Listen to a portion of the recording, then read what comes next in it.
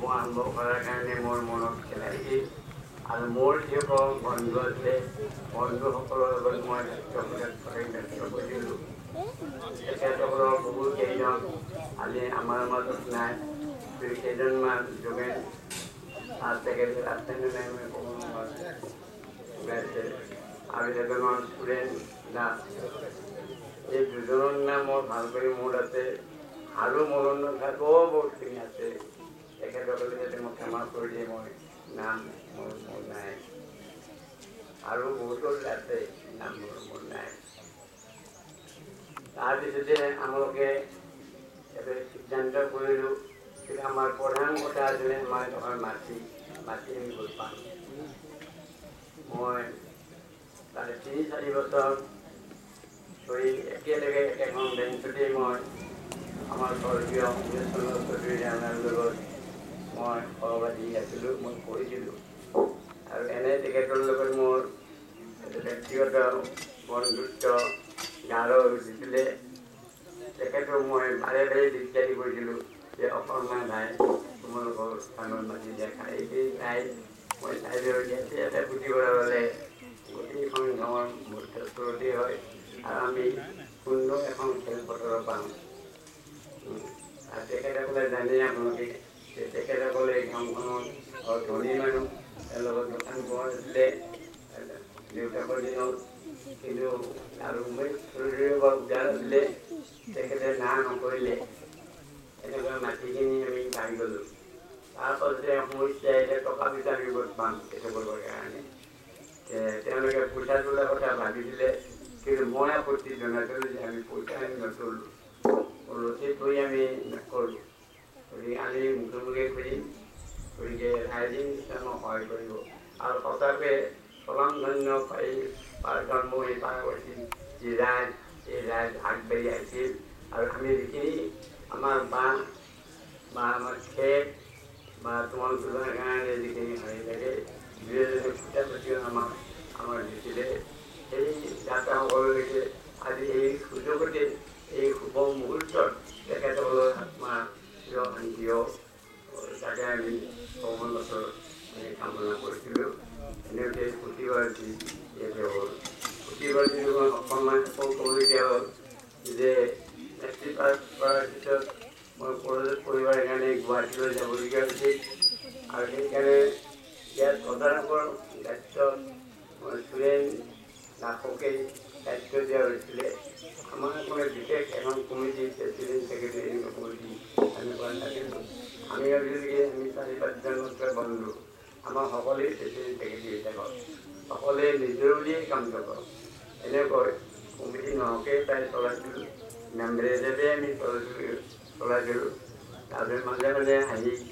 মই হাঁহি দিলোঁ কেতিয়াবা 2 দিন মূৰত মই হাঁহি দিলোঁ কিন্তু তাতো 3 বছৰৰ পাছত কি হ'ল মই এটা ৰেলৱে চাকৰি পালোঁ সেয়ে মই ৰেগুলাৰ চাকৰি পোৱা বৰ টান কথা ৰেলৱে চাকৰি পাই মোৰ বিয়েক মই পঢ়াই নহ'ল কিন্তু এনেই মই ৰাইজে বহুতে ক'লে যে চাকৰি বৰ টান তুমি যোৱা গুচি যোৱা তিনিচুকীয়াত মই যাবলগীয়া হ'ল যেতিয়া তিনিচুকীয়াত যাবলৈ হ'ল তেতিয়া মোৰ আৰু এই মৰমৰ লাইব্ৰেৰীটোৰ মাজত এটা বিৰাট ব্যৱধান এটা আহি গ'ল তেতিয়া 14 বছৰ মোৰে মই কেতিয়াবা ঘৰলৈ আহিলে ইয়ালৈ আহিছিলোঁ কিন্তু মোৰ তাৰ পাছত মই দেখিলোঁ যে আমাৰ পাহাৰগুৰি ৰাইজৰ আমাৰ যিসকল তেখেতসকল আগবাঢ়ি আহিছে তেখেতসকলে ইয়াতে ক্লাব কৰিলে আজি এই 5 বছৰ কৰাৰ পিছত প্ৰথমে তেখেতসকলে লাইব্ৰেৰীৰ দায়িত্ব ল'লে আৰু তেতিয়াৰ পৰা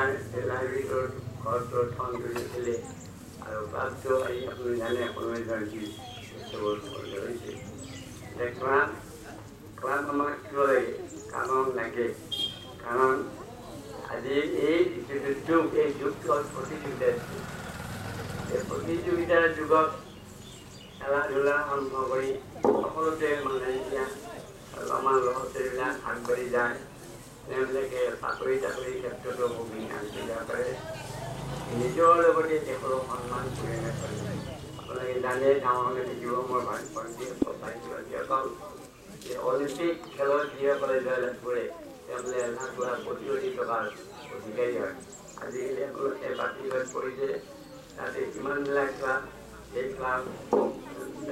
বিলাকে কিমান কৰ্মচাৰী পৰিমাণ কৰিছে এইবিলাকৰ কাৰণে প্ৰশিক্ষণটো দৰকাৰ। আমাৰ ক্লাববিলাক মই বিশেষত নাজানো, কিন্তু মই আশা ৰাখিছোঁ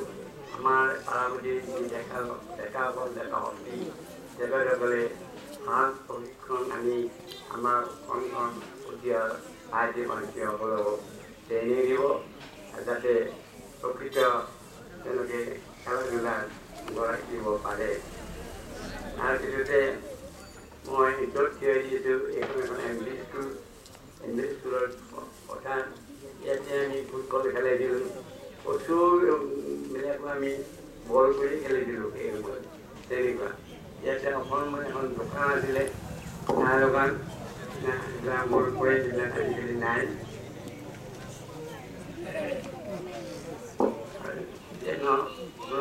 পুথিভঁৰালটোৰ ভিতৰত চাব লাগিব দুই এঠাইত পুথি আমাৰ ল'ৰা ছোৱালীবিলাকক যদি অভিভাৱকসকলে সৰুৰে পৰা বেপাৰ কৰা মেগাজিন পঢ়া বাতৰিকাকত পঢ়াৰ কাৰণে আহতি দিব লাগে। কাৰণ আমাৰ মানুহৰ হাত কাপোৰ হয় এই তিনিটা বস্তু অপৰিহাৰ্য। তাৰ উপৰি আমাৰ মনৰ পৰা হিচাপে আমাৰ জ্ঞানৰ প্ৰয়োজন আৰু এই জ্ঞান পাবৰ কাৰণে আমি কিতাপক সহায় ল'ব লাগিব। এতিয়াতো আমাৰ অসম সাহিত্য সভাই কৈছে কোনো বিয়া বাৰু তুমি গ'লে ওচৰ যাবে কিতাপ লৈ যা, কিতাপৰ দিনা হ'লে পঢ়িছে যে আমাৰ বন্ধুবিলাকে আমাক ছবিও পাৰে, কিন্তু কিতাপৰ যিসকল বিশিষ্ট লিখক যিসকল জ্ঞানী গুণী ব্যক্তি সেইবিলাকে আমাৰ নথকি মই ৰুটিতে দিবলৈ নকওঁ নেকি। আপোনালোকে যদি মোক এলাও কৰে তেতিয়াহ'লে মই শিকাই কৰোঁ নেকি। বৰ ৰ'দ পৰিছে ভাঙি গতিকে মই ক'বলগীয়া মোৰ বহু কথা আছে। মই এখন গানৰ গান প্ৰচুৰ বলেতে খেলিছিলোঁ আৰু আমাৰ যিসকল MV স্কুলৰ ছাৰ এই ছাৰসকলৰ কথা মোৰ এতিয়া মনত পৰে যে তেওঁবিলাকৰ সেই আদৰ্শ আজি শিক্ষকসকলৰ মাজত আছে কি নাই মই এতিয়া নাজানো, স্কুলৰ ভিতৰত মই যোৱা নাই। আমাৰ ধৰক ছাৰসকল এনেকুৱা আছিল দুই এটা কৰি লওঁ মোৰ সময় নাই যে হোমৱৰ্ক কৰিব দিলে কলপাতৰ নিজে কলপাতত লিখিব লাগিব, 10খন কলপাত লিখিব লাগিব আৰু সেই 10খন কলপাত লৈ আহিব লাগিব আৰু এটা পিৰিয়ড আছে সেই পিৰিয়ডৰ কলপাত নিজে হাতত লৈ এনেকৈ টেষ্টটো ল'ব লাগিব আৰু তাৰে এফালৰ পাই যাব আৰু তাত চাবা যদি বেয়া যদি কিবা আহিছে তেওঁলোকক আমাৰ দূৰত থ'ব তাত থাকা ভালকৈ কবিতা তুমি বহা আৰু তাৰপিছত তেওঁলোকক ক'ব যে বেয়া নিদিছিলে পইচা যে তুমি কালি আনিব লাগিব, ৰেকৰ্ড কৰিব কালি আনিব লাগিব আৰু এনেকুৱা শিক্ষা আছিল। আৰু স্কুল ছুটি হ'লে প্ৰথমে বিলকুল যোগা দিন ভঙা দিলে স্কুল ছুটিৰ পিছত তেওঁলোকে এটা ব্যায়াম কৰিছিলে, যিটো ব্যায়ামৰ কথা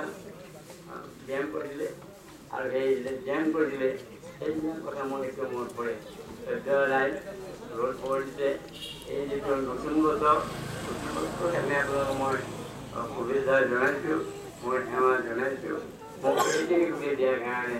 আপোনাক সকলোলৈকে মোৰ কৃতজ্ঞতা জ্ঞাপন কৰিছোঁ। এইখিনি কৈ মই মোৰ বক্তব্য শেষ কৰিলোঁ আৰু আজি এই কাপোৰ পতাকা উন্মোচন হোৱা বুলি মই ঘোষণা কৰিলোঁ। গতিকে ধন্যবাদ। সেয়াৰে সকলোলৈকে মৰমেৰে বিহুৰ নতুন বছৰৰ শুভেচ্ছাৰে মই আপোনালোকৰ পৰা বিদায় মাগিলোঁ। গতিকে ধন্যবাদ।